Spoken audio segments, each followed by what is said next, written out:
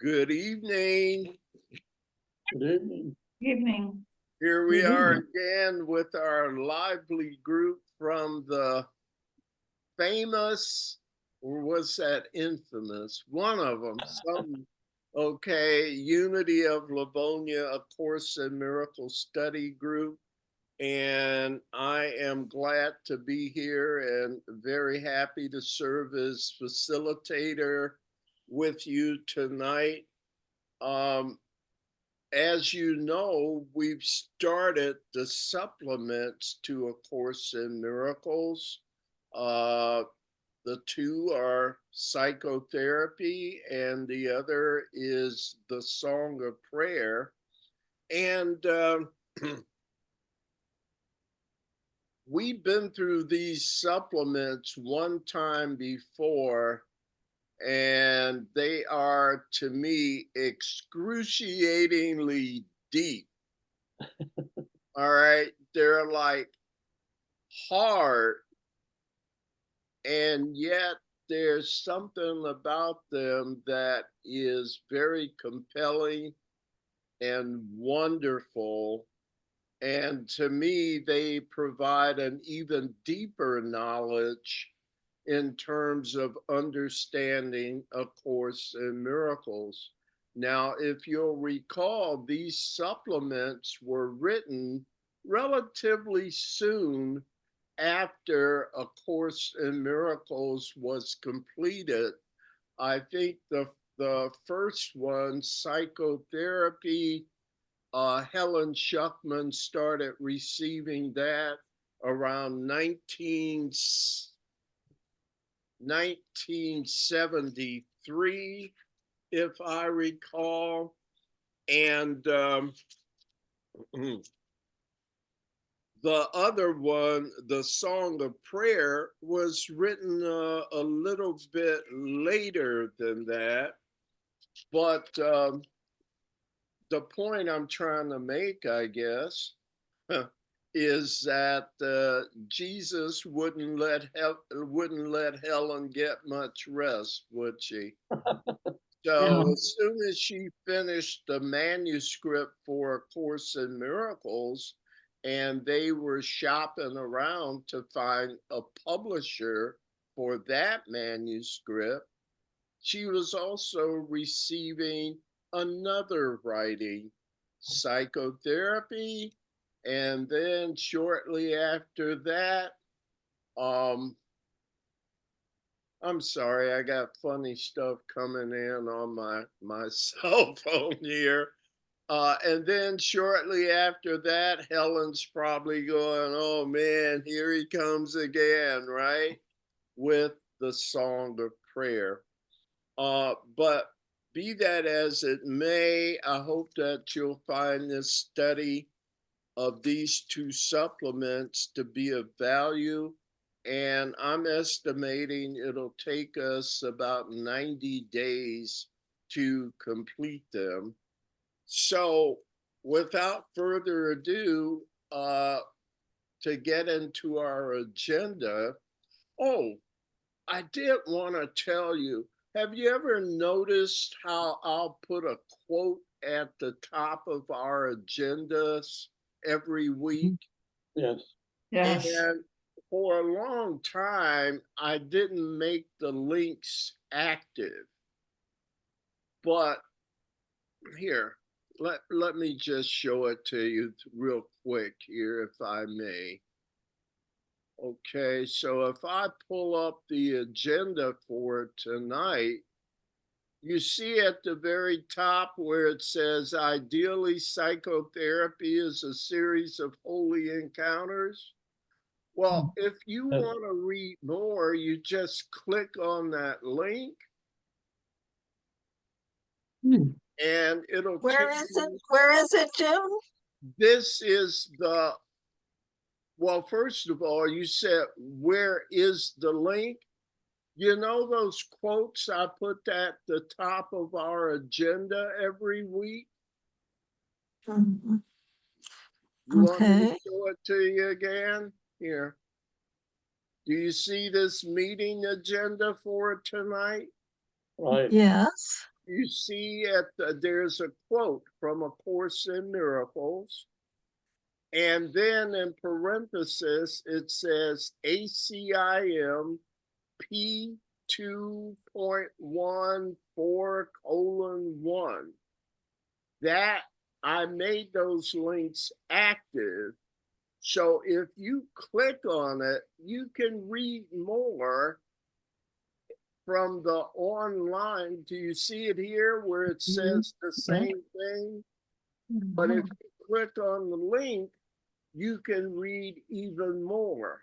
And you'll see that that quote comes from the section we're studying tonight called The Limits on Psychotherapy.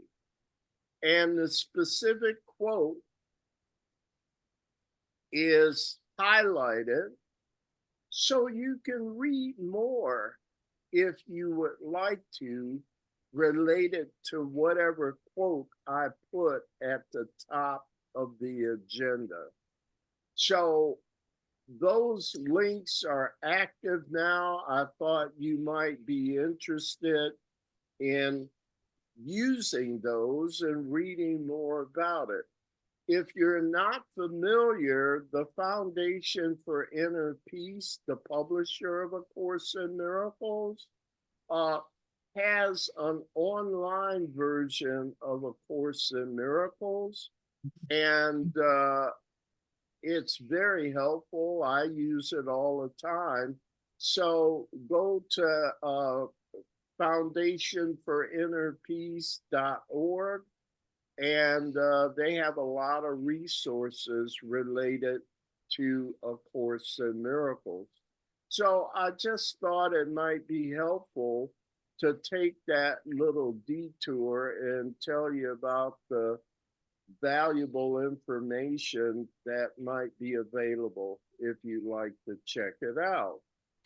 So while I'm on the internet here, remember last week we talked about Jack Boland? Yes. Oh, And yes. many of you, if you're from Michigan, you went to Church of Today and you know about Jack Boland. And I had never, when I went to Renaissance Unity or Church of Today, Marianne Williamson was the pastor. So I never got to meet Jack Boland. So, you know, Jim's inquisitive mind, I said, let me check out Jack Boland. And I was impressed with what I saw. And I thought I'd bring a little video clip from Jack Boland for us to take a look at. So let me put that on. I hope you guys will enjoy taking a look and seeing Jack Boland again. I want to share a story with you. It's very touching, I think, has been to me. Oh no, Story of that's the wrong one. I've known. Hold it. I don't know how that happened. Let's try it again. All right, bear with me, please. That is not the one I wanted to do. Let me try it again from here. I'll just try using this link and see how it goes.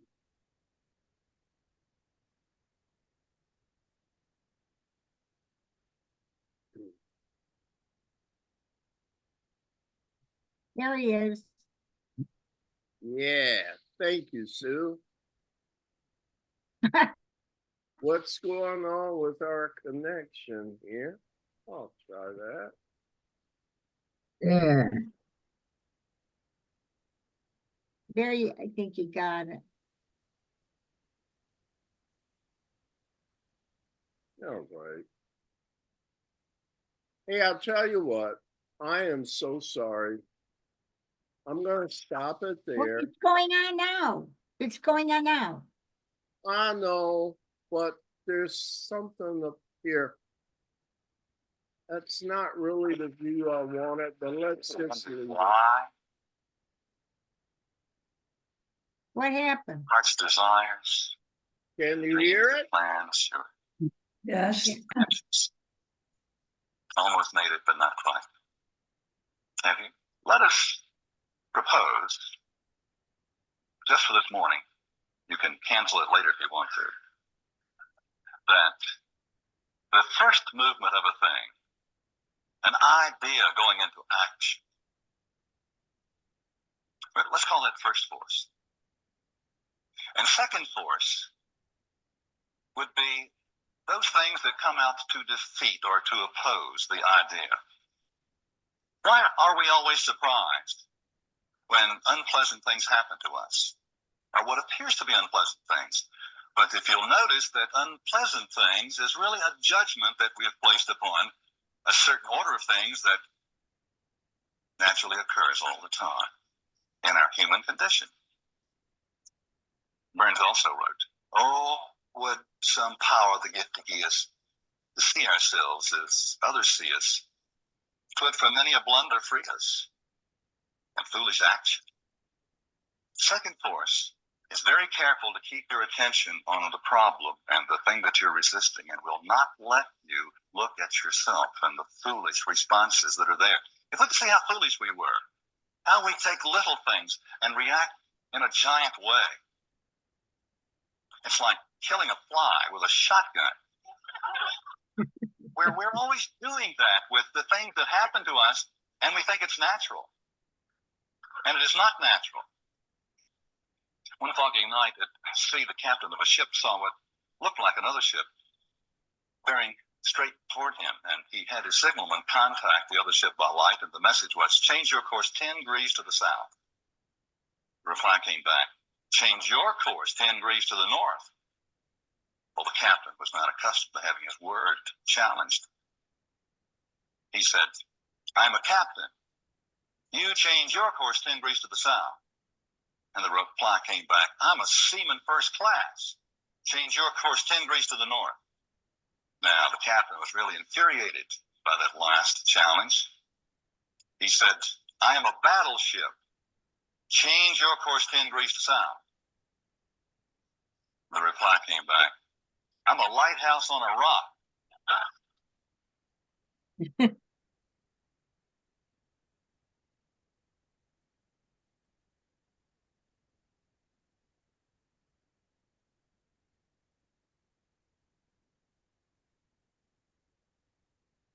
do that to ourselves all the time, don't we? Carl Jung said, "In my picture of the world, there's a vast outer realm and an equally vast inner realm. And between these two stands man, facing now one and now the other, and according to his mood or disposition, taking the one for the absolute truth by denying or sacrificing the other." How true that is. There's this vast realm around us, this natural world in which we live, and the incidents, the events that take place there. But there's another realm, another dimension that is within us. And the solution is not to be looking in one direction or the other. It's not either or. The solution is to stand in both of these realms at the same time. Use your own examples in your own life. You'll see that there is a dimension, your spirit, that has powers so vast. Got a problem? Let me whisper something into your ear. No one else will hear it. Got a real problem? This is the secret wisdom. Surprise yourself. Surprise yourself. Surprise yourself with your strength, with your excitement, the way you change, any way that you will respond to what's happening to you. Surprise yourself. Why not? The thing that is happening to you is for your good. All things work together for the good of those that love their lives. One more thing.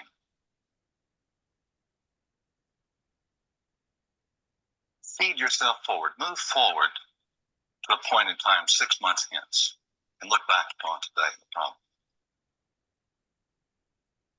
An example would be, look back now 6 months in the past at the problem you had at that time. Where is it?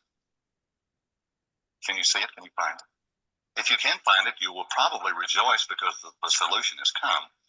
If you have a problem now, go forward 6 months and turn and look back at this present moment, viewing what's happening from that perspective, from that point of view. How will you feel when your problem is solved? Do you know how you'll feel when your problem is solved? Then feel that way. Feel the way that you will feel when the problem no longer exists. If you will do it, you will discover that in a short time the problem will no longer exist. Or if it does, you will have changed so much that it's not part of your life.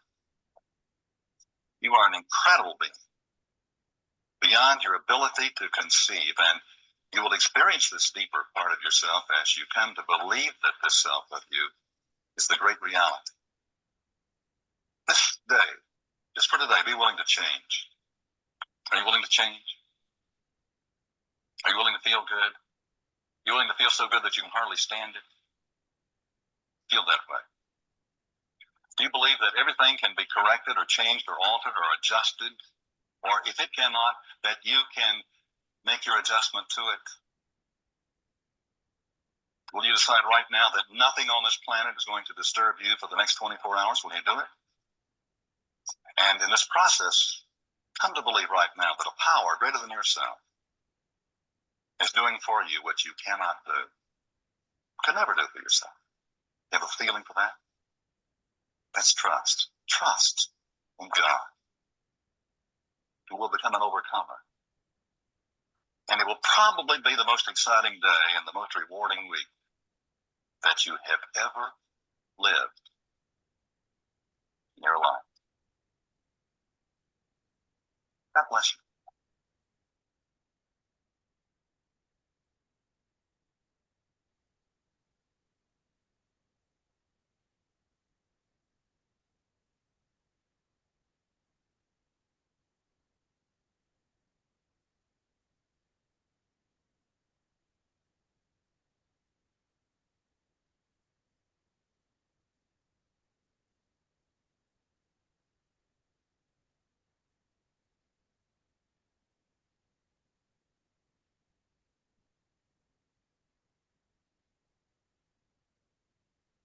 All right, I hope you'll forgive my technical skills. It's still a work in progress. But I thought I'd bring this particular video in because it helped me. That's the first time I'd ever even seen Jack Boland, was when I did that search. And yet I was quite pleasantly surprised. And watching this talk was, for me, not new, but rather confirming.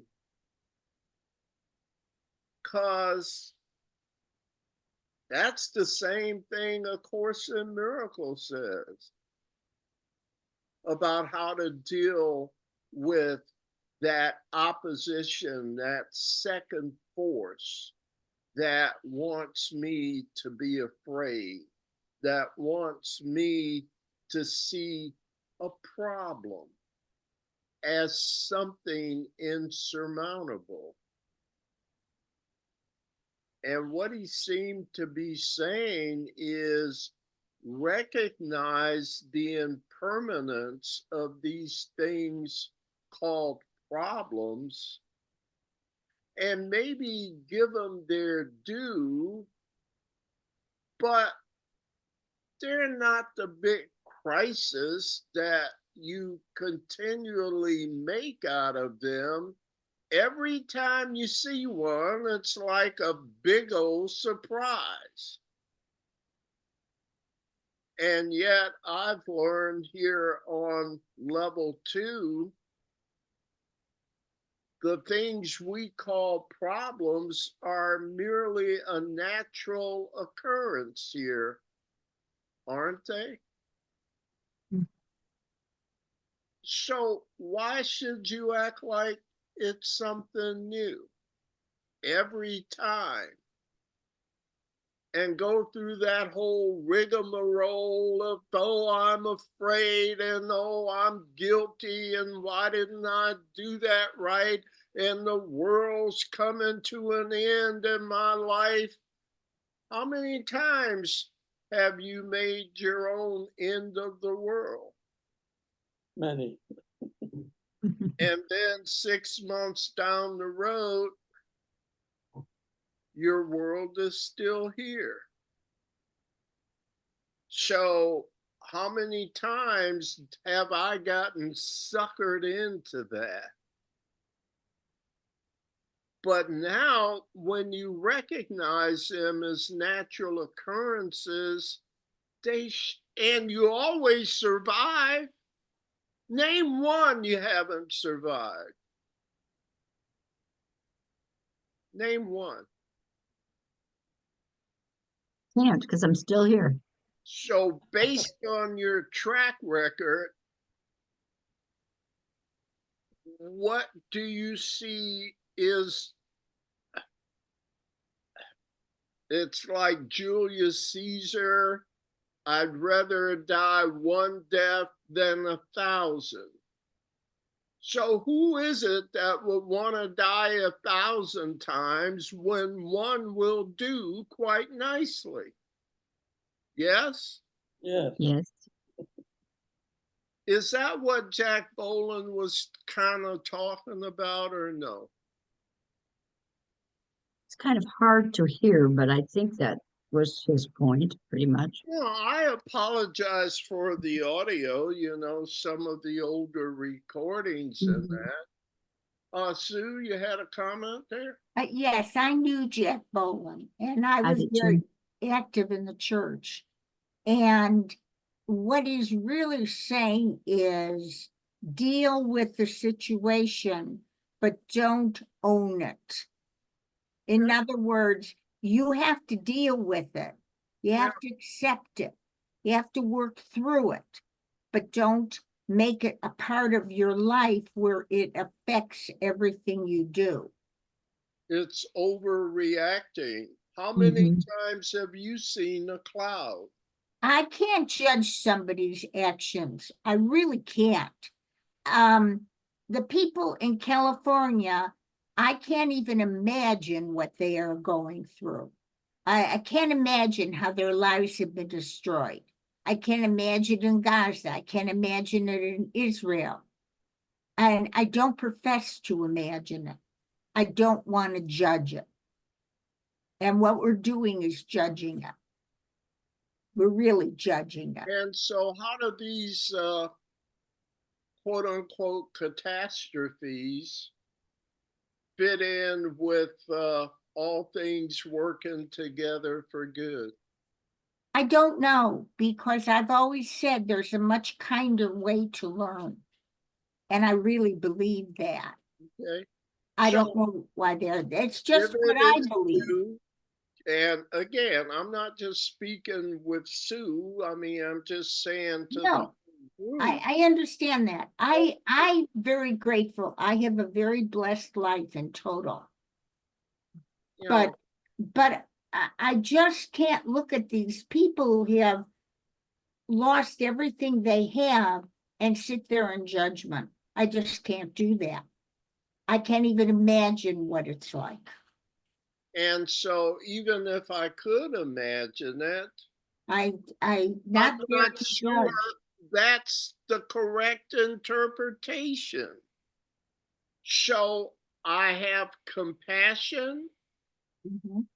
but as Sue was saying, I'm not really the one to judge it in the bigger scheme of things. Uh, all I'm saying is that clouds will come and clouds will go. It's true. Give them their due, and that's all I can do. But I don't want to beat myself up unduly to a very natural phenomenon that happens here in level 2 where everything is good and bad. It comes in waves. You're feeling good and then you're feeling bad. You're feeling good because of outside conditions or outside realities.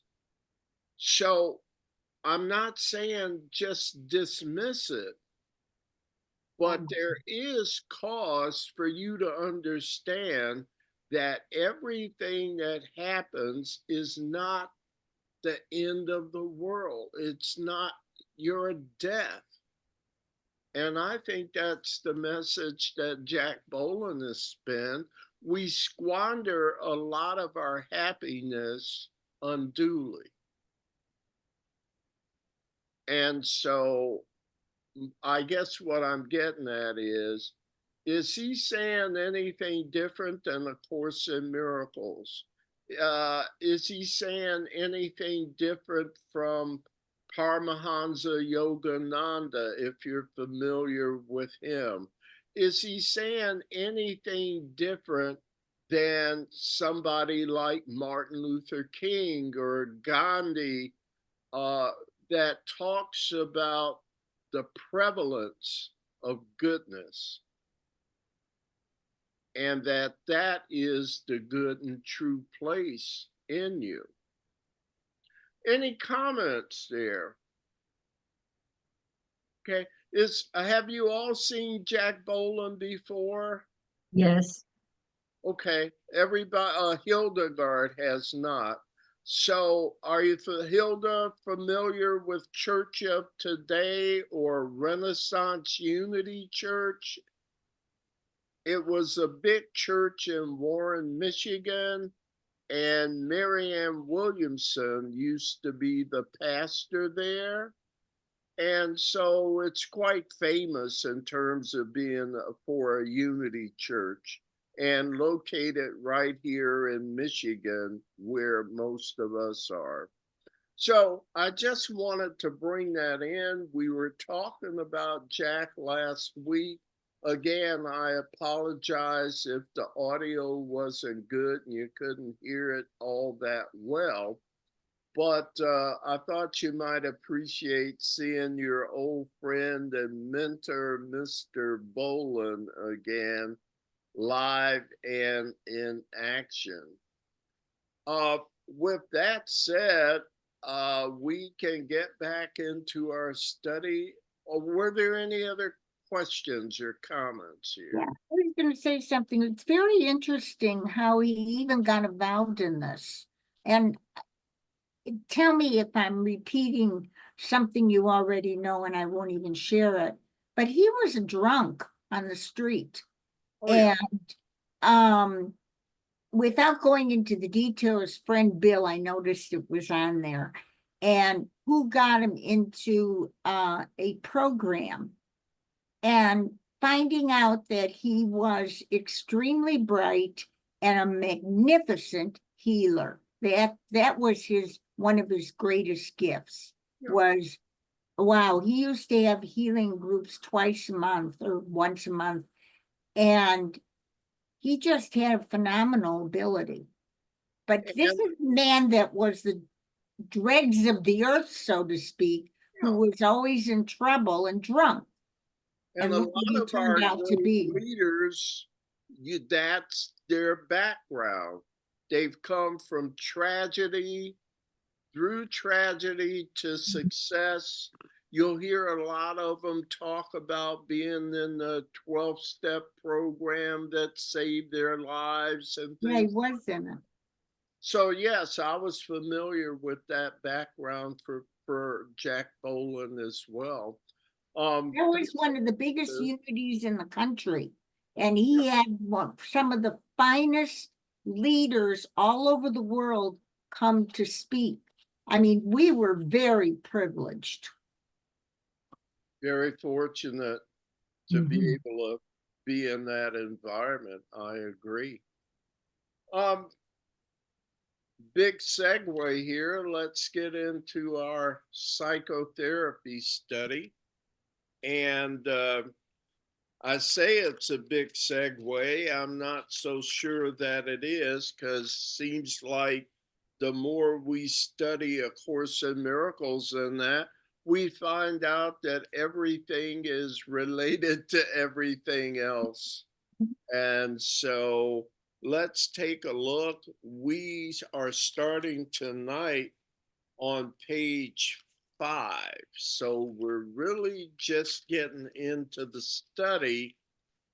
Remember, there was, we talked, or rather, Jesus talked about on page 2, the purpose of psychotherapy. And then we started talking about the process of psychotherapy on page 4. And now we're into a section on page 5 called The Limits on Psychotherapy. Does anyone remember what the purpose of psychotherapy is?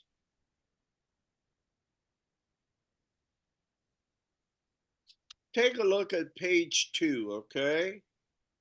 Paragraph 1. Very simply, the purpose of psychotherapy is to remove the blocks to truth. Is that for the patient? Do you recall? It didn't say for the patient. Should it have said for the patient? For both, Yeah, for both. for both the Okay. therapist and the patient. So both the patient and the therapist then, right? Yes. All right.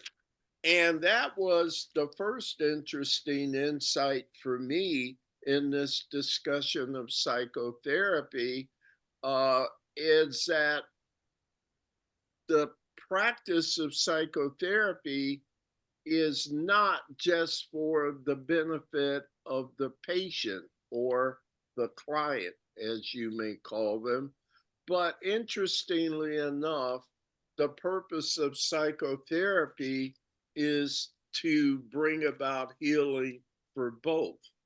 So, with that kind of brief introduction, let's get our readers together and delve into this. And warning, you might have to have your Tylenol handy as, as we get started.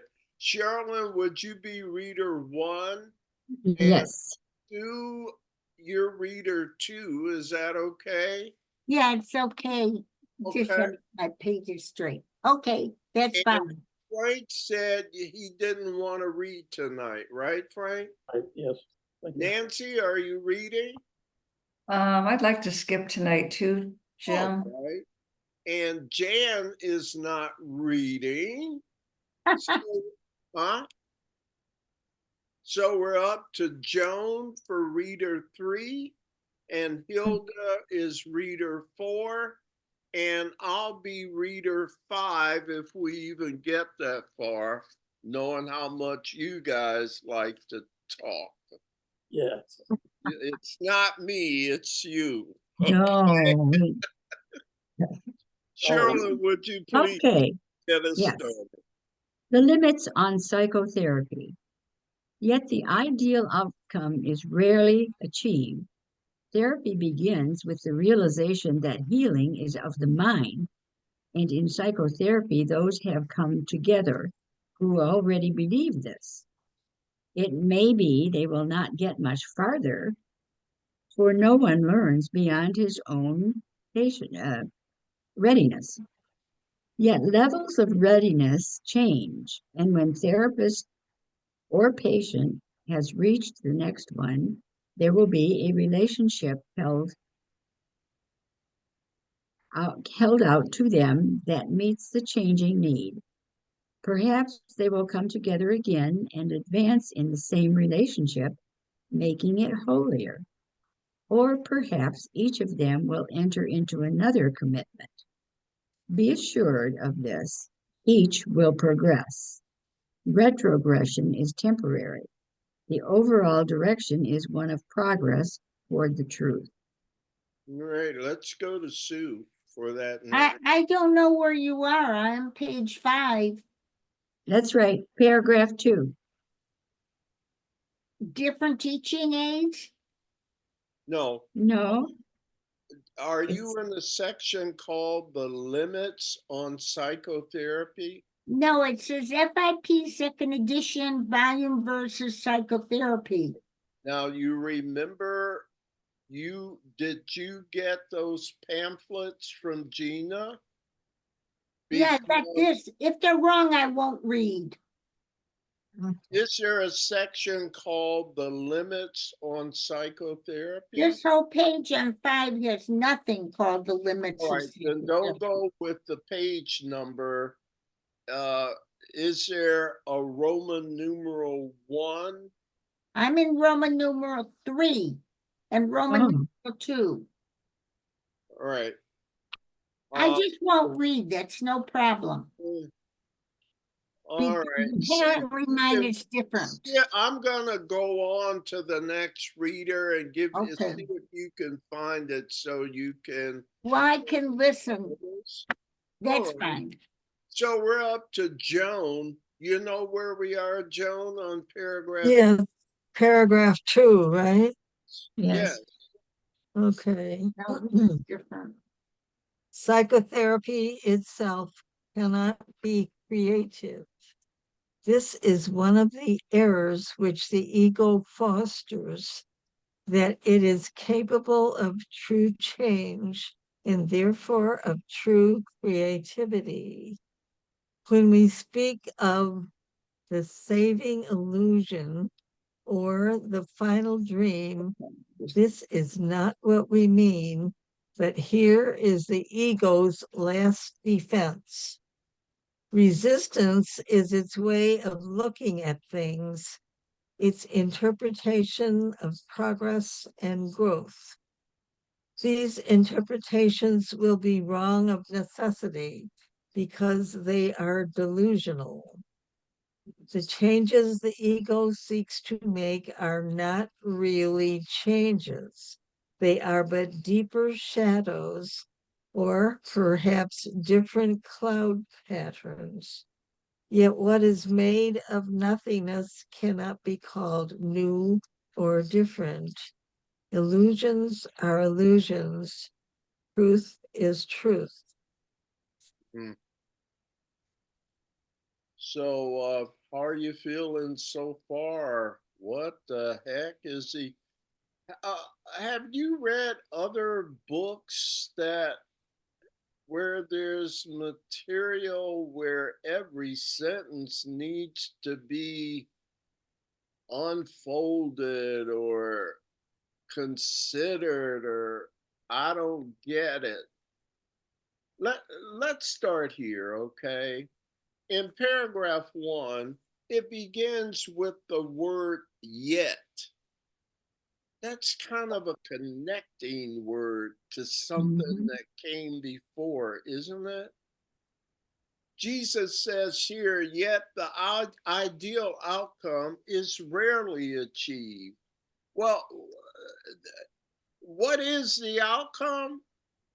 Apparently, he's already talked about it before. Yes, you with me? Mhm. Yes. What is the ideal outcome that he was discussing, I guess, in the previous section? Changes the view of the self. Okay, the last sentence of paragraph 4 in that previous section, it says they are finally given up in the minds of both. What's finally given up in the minds of both? Realistic goals.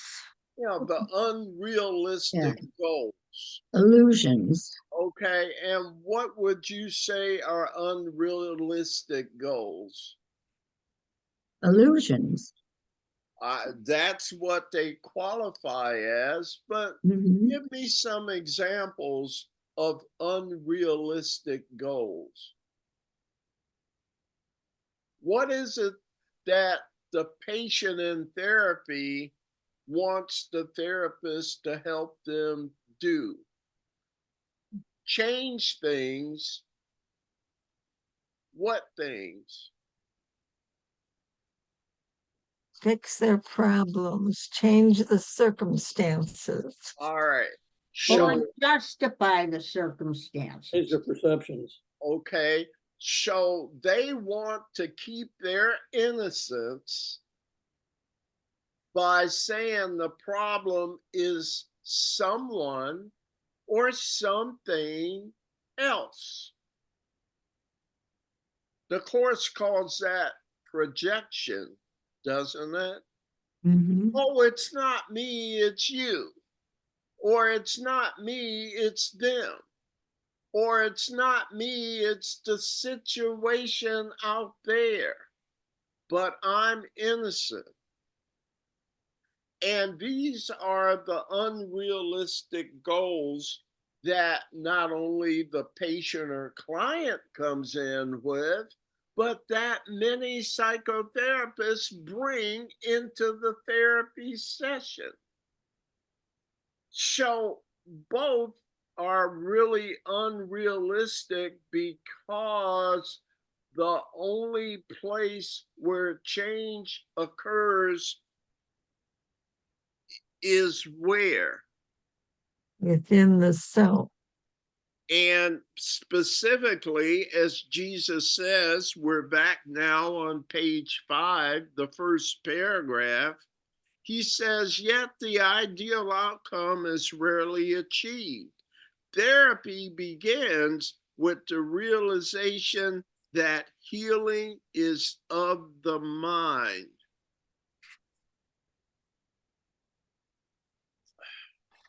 Whose mind? Mine. Yeah. So everything that's going on is related to you and how you're seeing things, isn't it? Yes. Mhm. Now, here's the interesting phenomenon that the Course in Miracles talks about. We discussed this a little last night on ACIM Talks, you'll remember. And our new member reminded us that the Course says that what you see is always a witness or an outpicturing of what you think. Contrary to our normal way of thinking, we think reality is out there. But we're saying reality is a witness to your thinking. So if you're seeing problems, you're thinking problems. That's like what you think about comes about, so to speak. It's your perception. And when you go to see a therapist, it is your perception. And that's why not all therapists are good for all clients. I totally agree. But do you see how this is a phenomenon that is the exact opposite of what we're taught? We're taught that there is an external reality independent and acting upon us. Whereas this teaching says no, the external reality is us acting upon ourselves. What you see is a witness to what you're thinking.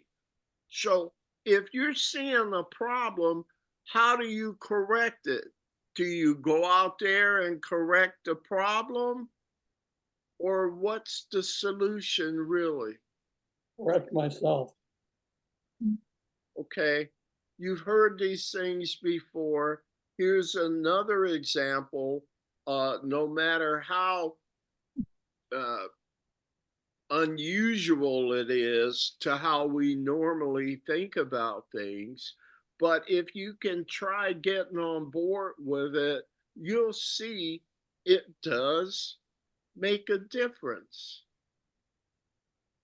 Again, it's not saying just being la la land and totally immune to the problems of the world, but it does say that there is a more helpful way of looking at what is going on.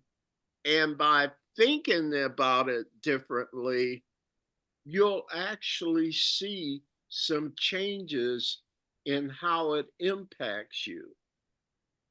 If you're looking for, if you're thinking love, you'll know it's working because you'll see love looking back at you. Here. If you think you're planting corn, we used this one last night, right? And tomatoes are coming up, you can't be planting corn. Have you heard the expression, you reap what you sow? Yes. Do you see kind of the metaphysical definition of that now? Yes. You will get witnesses to what you think. That's how they are made, through your thinking. The witnesses are the effects of your thinking. They're not a cause in and of themselves, but are simply witnesses to your thinking. Now, here it gets deeper. Who is your thinking? Is it Sherilyn's thinking? No, it's your thinking. But I have to tell you, there are many therapists who believe what you're saying right now. Every therapist I know believes that. Okay, that's, So, which is a good thing. I think so too.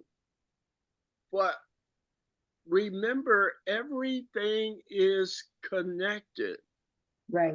So your thoughts are not power in and of themselves. Your thoughts are going to get commingled with Frank's thoughts and Joan's thoughts and Nancy's thoughts and Sue's thoughts and Jim's thoughts, and collectively they will have an impact on the witnesses. So it's not your thoughts alone, because there is no you alone. You alone is separation. If separation is true, you would have that autonomous power.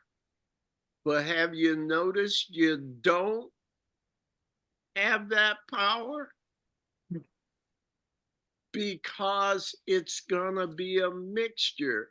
So if you want to see a change, you've got to change the collective mixture of what you should be calling you. That's why there's power in joining. That's why joining is a force multiplier. That's why if you can get 100 people thinking the same way, it's more powerful than if you can get one. But don't despair, because it can't happen without you, but it also can happen with only you. You got your Tylenol out yet? No, that's excuse me for interjecting, but that's what I call brainwashing. Now, there are better words to use, but it is brainwashing for good or for bad. When you want to brainwash somebody, you brainwash over time. You put them into a group, just like or they go into a group. but they become part of that group and the whole group's thinking. Then that expands. It's the 100th monkey syndrome, the same thing. And for good or for bad. And most people don't see it because they don't look for patterns. And so what we have, thank you, Sue, is you nudge the collective with your thinking. Mhm. So if you change your thoughts, it will have an impact, but its impact will be minimal compared to a large number. And notice, as Sue said, that is free to be for good or evil.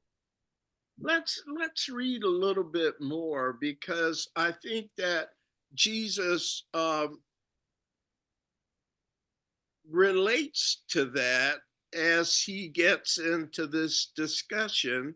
But let me kind of ease into it. Paragraph 1, sentence 3. It may be they will not get much further, for no one learns beyond his own readiness. Why is that? Why can't you learn beyond your own readiness for learning?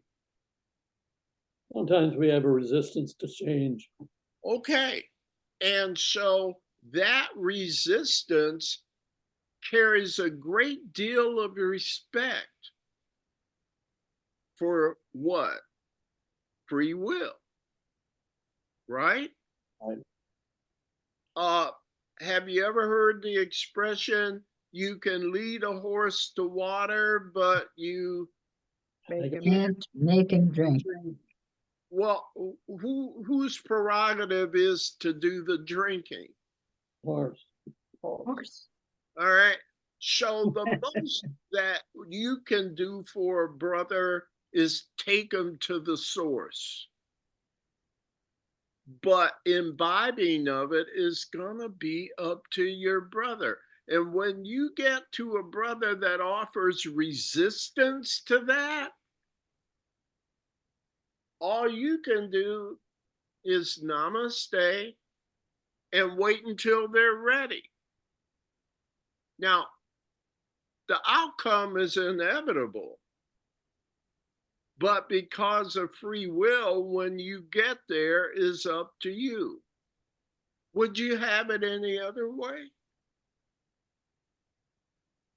Would any other way be loving? No. Let's get into paragraph 2 here a little bit. Psychotherapy itself cannot be creative. Somebody help me out, and what's Jesus talking about there?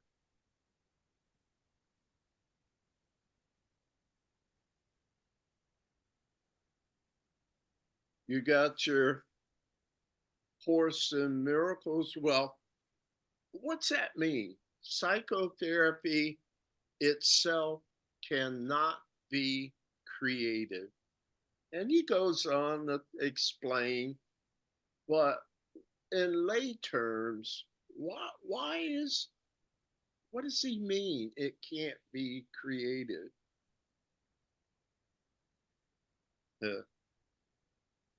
Well, in the second sentence, it says the ego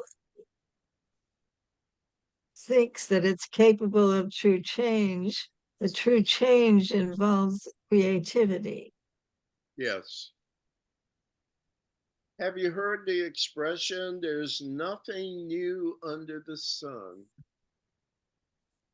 All right. So it is magical to think that I can create something new. If there's nothing new under the sun, it's delusional to think that I can make something that wasn't here always. On page 1 of the text, the introduction to A Course in Miracles, Jesus says, teaching the meaning of love is beyond the purpose of this course. You remember that or something like that? The Yes. purpose of this course is to teach you how to remove the blocks to your awareness of love's presence. So what we're going to do is not create something new. We're going to remove the blocks so you can see what was always there and never changed. The only place change occurred was in your deluded thinking. You thought that you could change creation. You can not. And why would you want to? What's wrong with creation? Why would you want to change all power, all glory, all good, all one? What's bad about that? What's wrong with it? Nothing, but the ego wants all power, all glory. Yeah, it wants to have a grievance against all power, all glory, all goodness, all one thing, all wholeness. Who in their right mind would want to change that? Nobody in their right mind. But your ego is not right minded. The ego is a thought system that's against the thought system of God. It wants to do battle with God. It wants to oppose God. So when you look at that lesson 67, it says, love holds no grievances. Everything is fine, always, all the time. The only problems are coming from you and your free will. Kids, you gotta grow up, okay? You can go sow your wild oats and stuff, okay? But you'll be home eventually, because there is nowhere else. You cannot make another home other than the one that's been provided. And who would want another home other than that? So the paradox is we're fighting against something that's wonderful. Let's keep going here, unless you got something else. Paragraph 3, right? Yes. We're all the way up to Hildegard. Are Yeah, you reading Hilda, right? well, I wasn't, but I will. Oh, thank you. I'm sorry. Go ahead, dear. Don't be.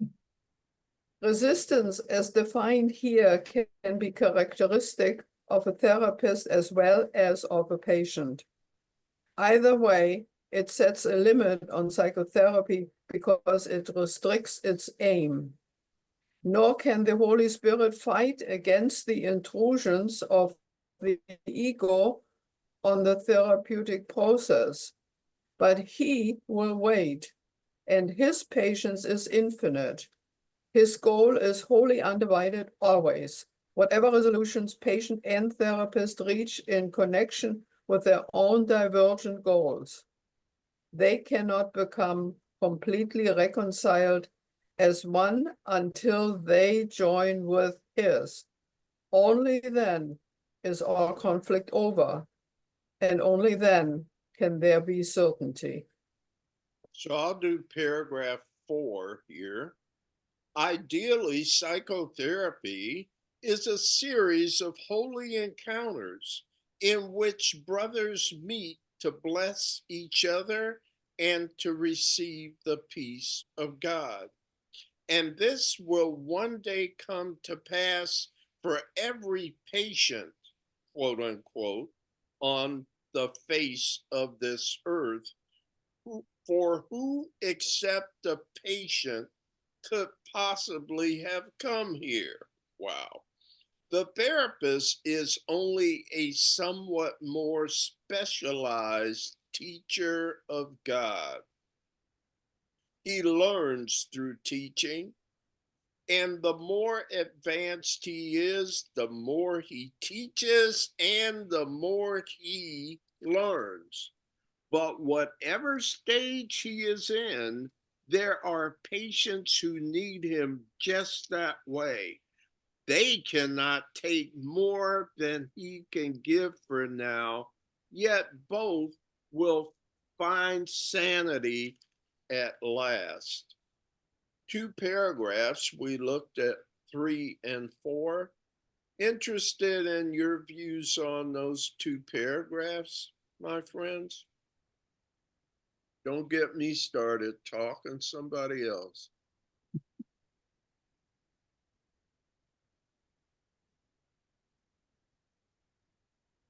Uh-oh.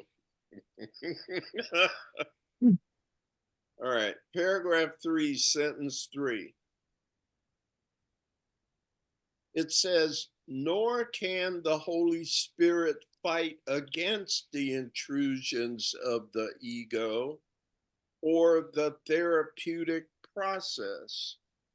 Why? Why can't the Holy Spirit fight against the intrusion of the ego? And then you read it, you just wait, huh? I said it would feel like an attack against the ego. Yes. You're Okay. not supposed to do that. And why can't the Holy Spirit attack? Because it's love. And love. Boy, Hilda's on fire tonight. Look at her. Okay.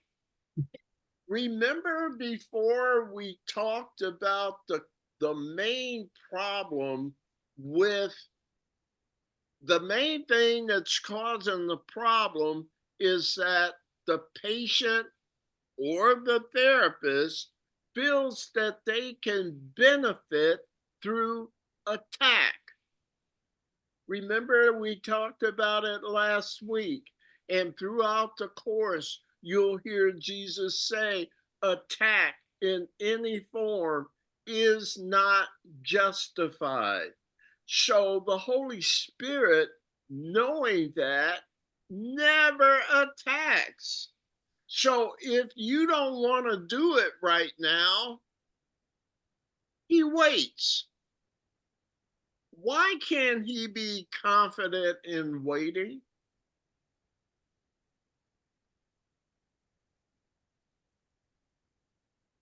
Because illusions cannot stand forever. And whether you're ready today, if you're not ready today, you can be certain you'll be ready tomorrow.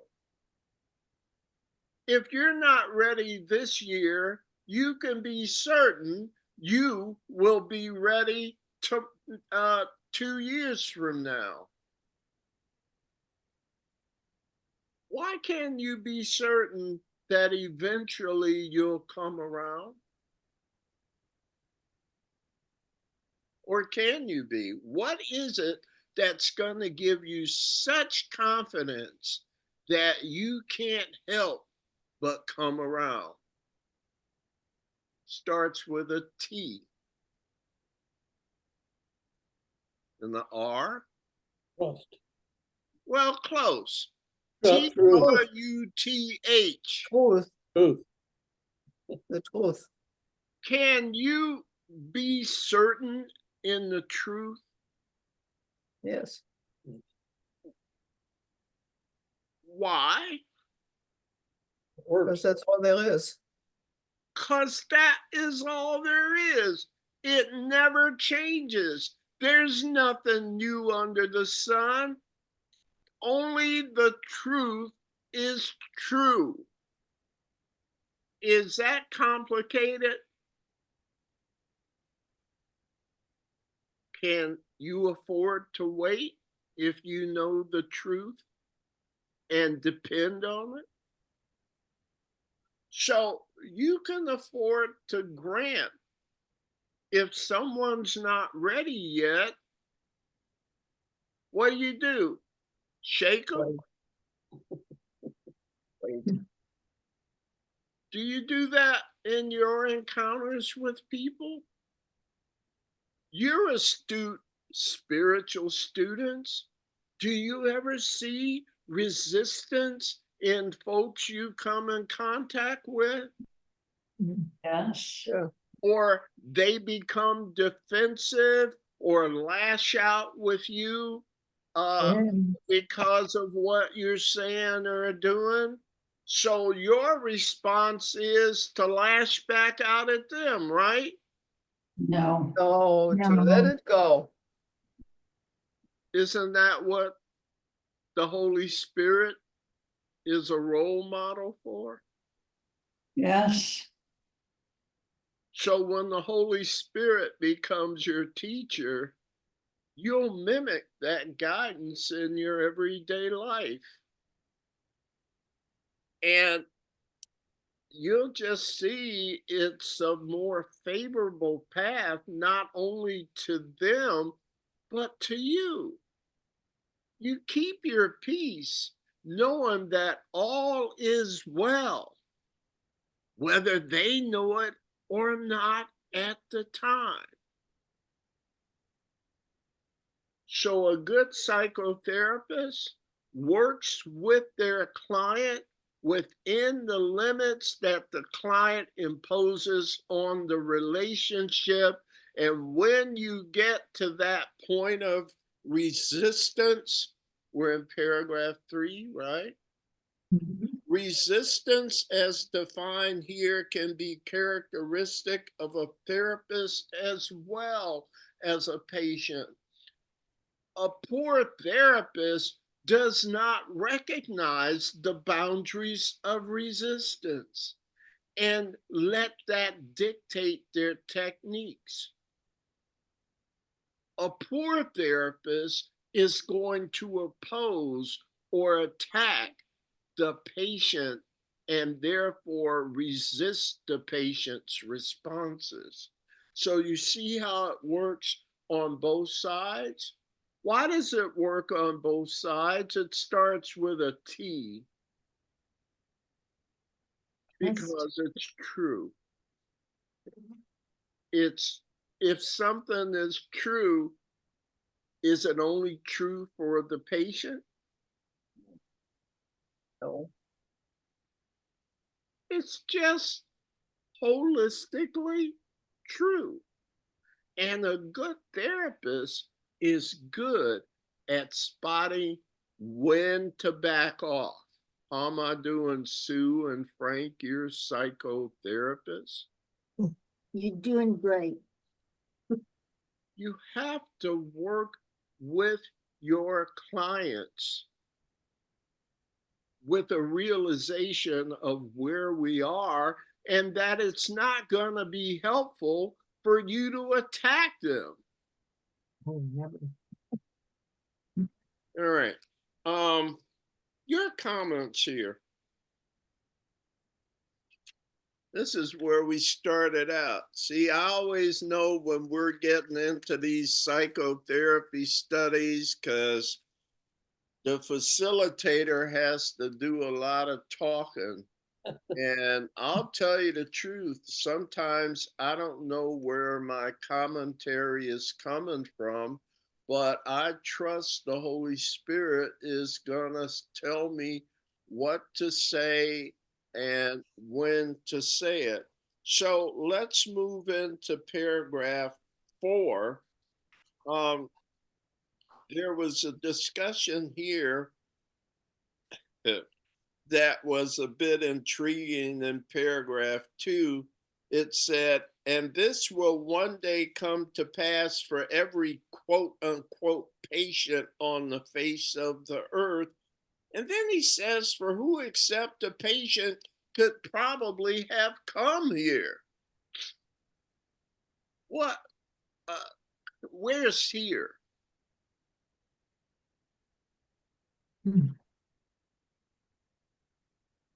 It's earth plane.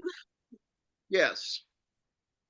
So are you saying that everybody here, the 8 billion of us, are here because we need help or something? Is that That what sounds about right. okay? So have you ever heard the saying, this is an insane world? Yes. So why are we here? We're learning. To give us the help that we need. Meaning. Now, Sadhguru says all the patients in the insane asylum think the doctor's crazy. Sometimes he is. And sometimes he is. But the point I'm making here in that one sentence, generically speaking, is that being here in this earth plane is a restorative process called psychotherapy. Everyone here is here to receive the help they need to restore their thinking. What's the late definition of atonement? The correction of error. In thinking. Mhm. Tell me again, why is the correction from all we've talked about and all you know, why is the correction of errors in thinking important?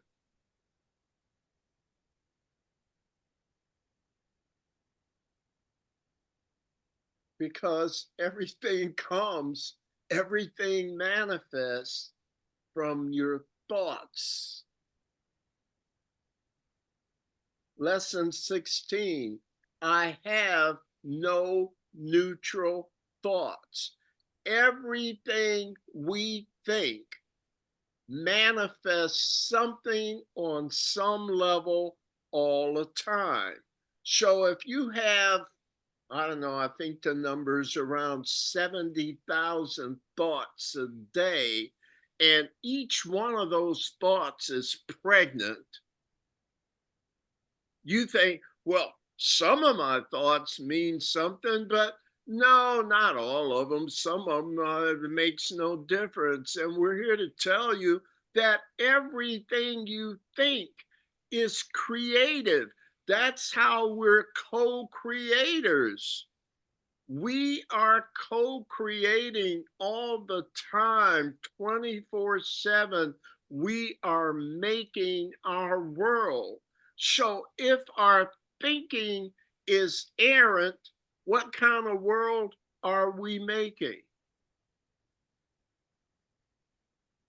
An errant world.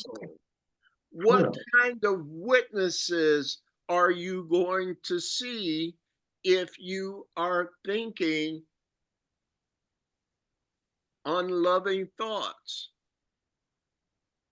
What kind of witnesses will you manifest? The Unloving ones Loving witnesses. that ones. you sent to report back that you were correct. Do you see how important it is to achieve atonement? The correction of errors in thinking. It is the source of every problem.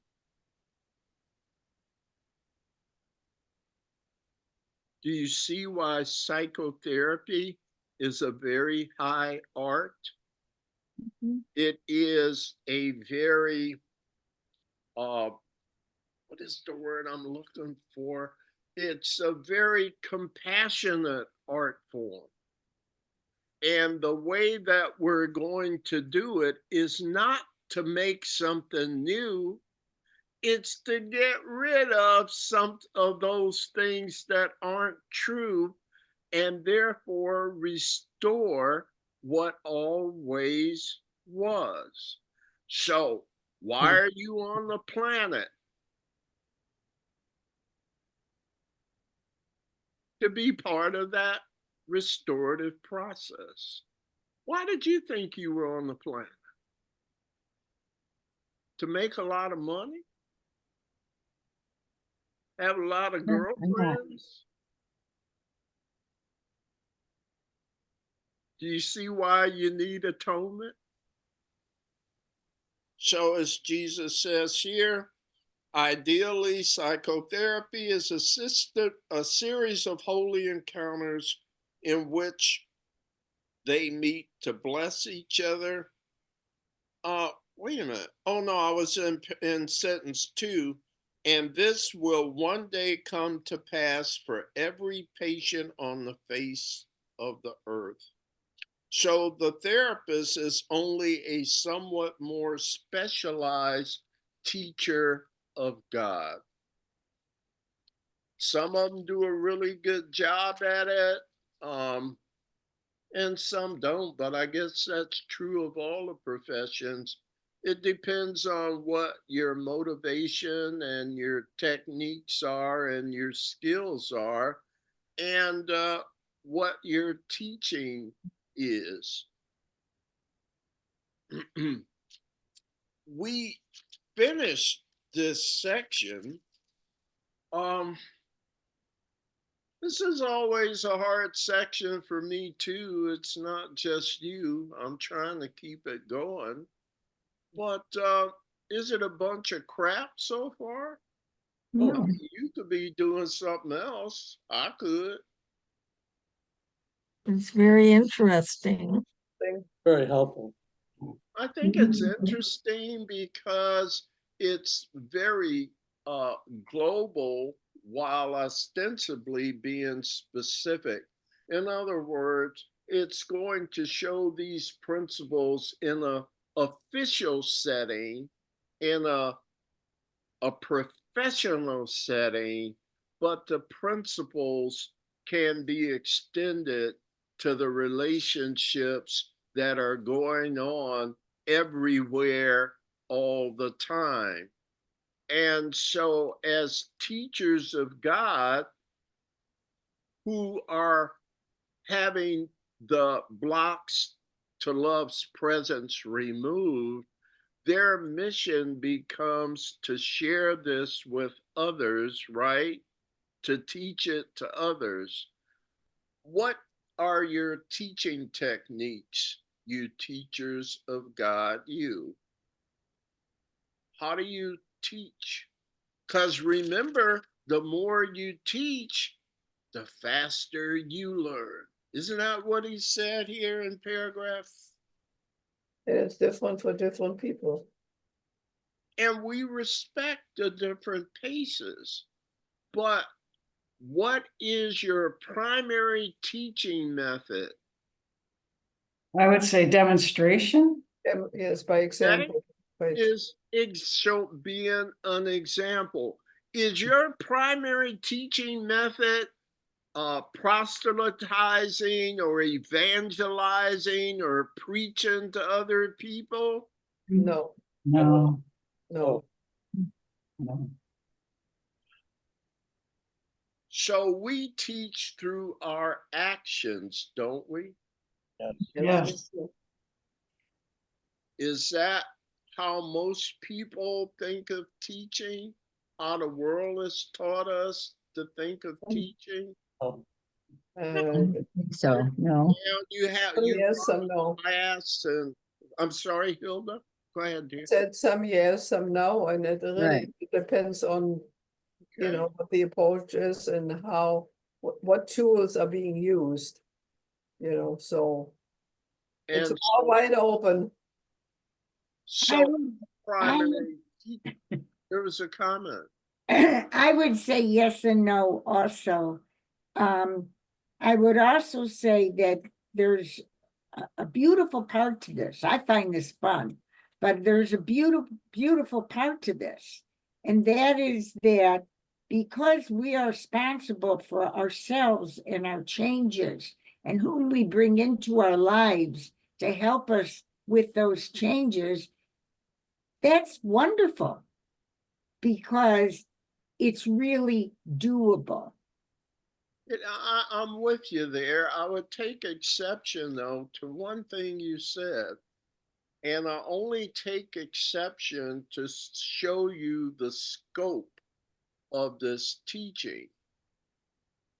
You said it's who we bring into our lives.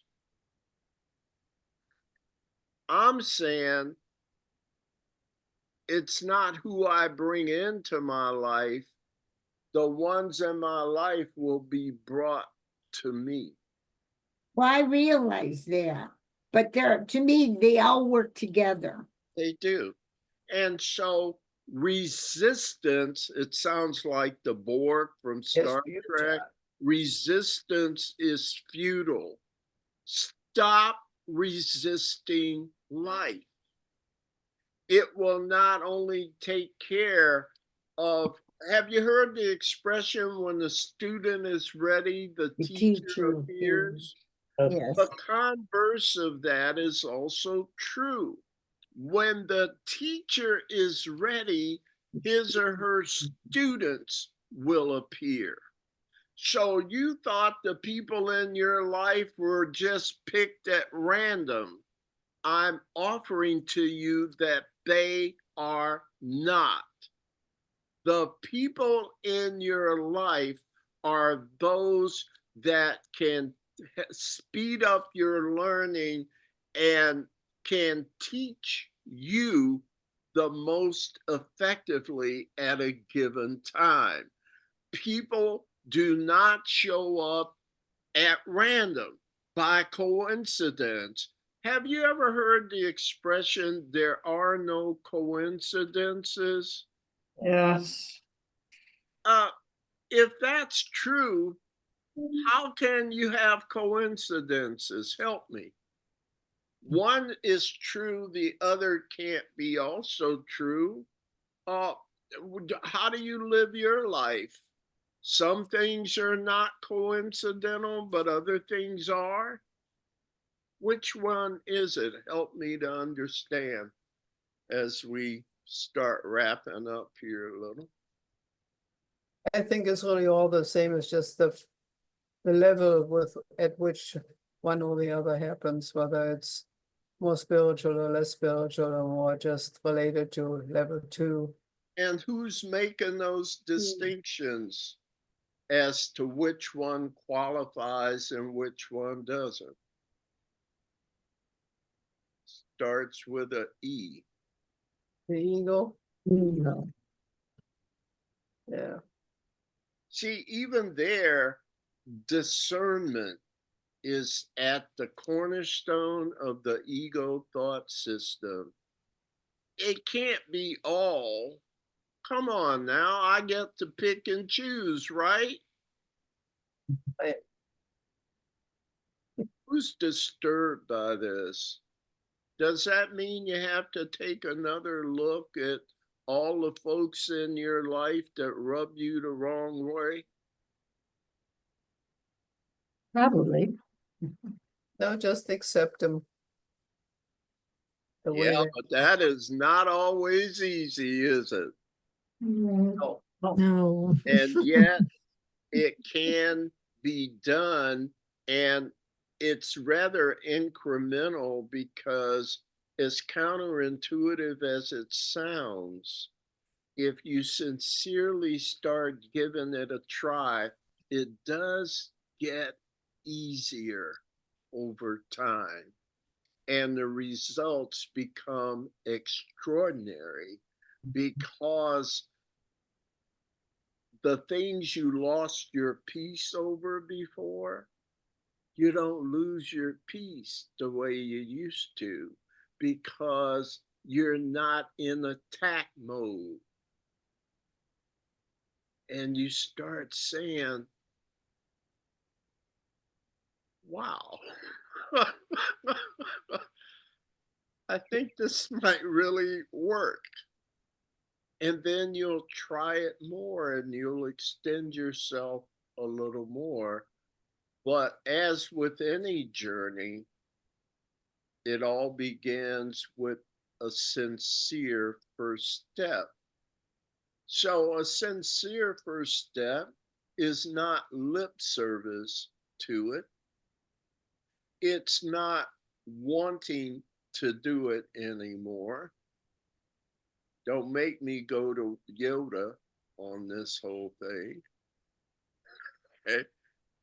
A sincere step is to get started no matter what and give it a try. What are your thoughts? We're going to start wrapping up here tonight. We'll start next time with Romans 2, the place of religion in psychotherapy. And I wish I could say that we're going to move along faster next time, but I don't know. There's no sense in me lying. I just try and take my hands off of these sessions and go where spirit leads. Um,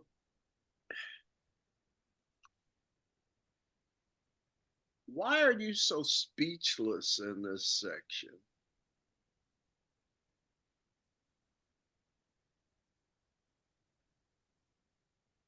See what I mean? I don't mean to be offensive in any way. I just feel like, and we've done these supplements before, and yeah, it gets to where probably we're speechless. It doesn't mean we disagree with it, but the first thing is it's hard to readily even understand, let alone develop discussion and conversation Mhm. around it. So I fully appreciate if I'm diagnosing this correctly.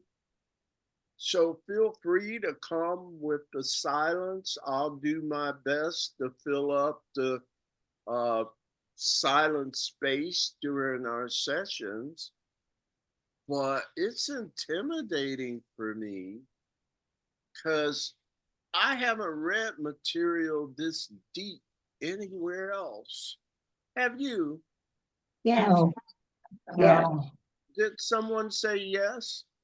I did. You'll excuse me, but I've read it in different techniques for working with uh people in hypnotherapy. I've read it it's with different words, but it's Mhm. the same idea. It's very, very similar. Okay. And I've read it I specialized in dyslexia and learning disabilities in teens and adults when I'm retired, but this is a while back. Yes. Um, but it becomes part of your life. And I'm severely dyslexic myself, but I just, I love it. I Okay. just find it very enlightening. Well, I think it's enlightening too once I can get to the core of it. But as a facilitator, uh, it's not my favorite part of the study yet. And yet, the takeaways from it have really deepened me. It's just that while I'm going through the process, I want you to know it's as difficult for me as it may be for you. So I hope we can just, again, support each other and respect whatever is going on with us as we go through these sections. But when we did this study before, I think for all the difficulties trying to understand and explain it, the internal happenings for me have really deepened my understanding of truth and what I am and why we're all here and things like that. So I just want you to know we're all in the same boat, and we're going to make our way through it with big smiles, if for no other reason than we're doing it together as a family, okay? Next time we'll be on Roman 2, the place of religion in psychotherapy.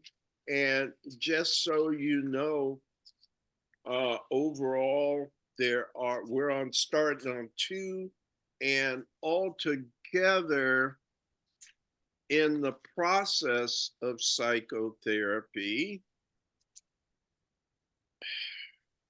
Wait a minute. I think there are like 4 sections altogether, and we'll just see how we do here as we go along.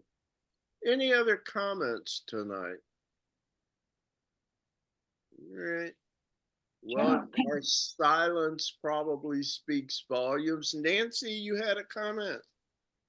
I just said, yeah, this has been as insightful as ever. I've learned so much when I listen to everybody. This is great. You are so kind, and we And all it works, you know, these here. principles Yeah. work, these truths work in my life. Well, I think that You know, that's what it's all Yeah. about. I see that happening, and I like that that's feeling. great, Nancy. Thank you for that testimonial and that.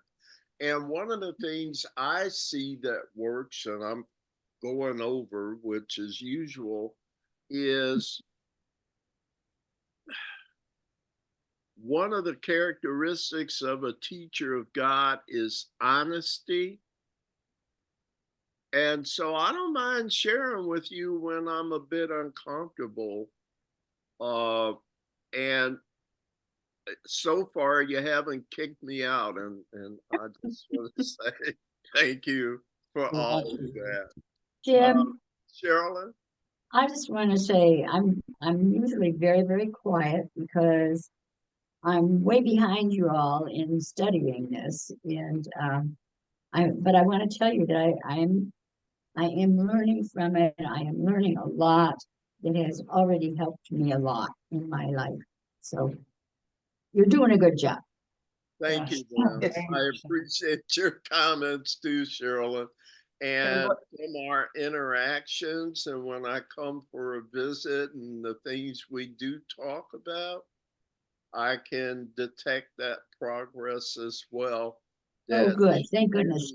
crazy like the rest of us as the world would judge it. Okay. We're ready for our closer. I just wanted to say, and when we're quiet, or at least when I'm quiet, is because I'm digesting in the silence what I heard, and say Yes. a lot of this stuff is news to me. So you know, it takes Yeah, it's a lot to think about. Yeah, Right, there's lots to think about. That's right. I think that, and that's quietness in might be a very positive sign Yeah. that there's something deep going on. Thank you for that way of looking at it as well, dear. Thank you. You ready to close? Okay. I'm ready. All right. The light of God surrounds us.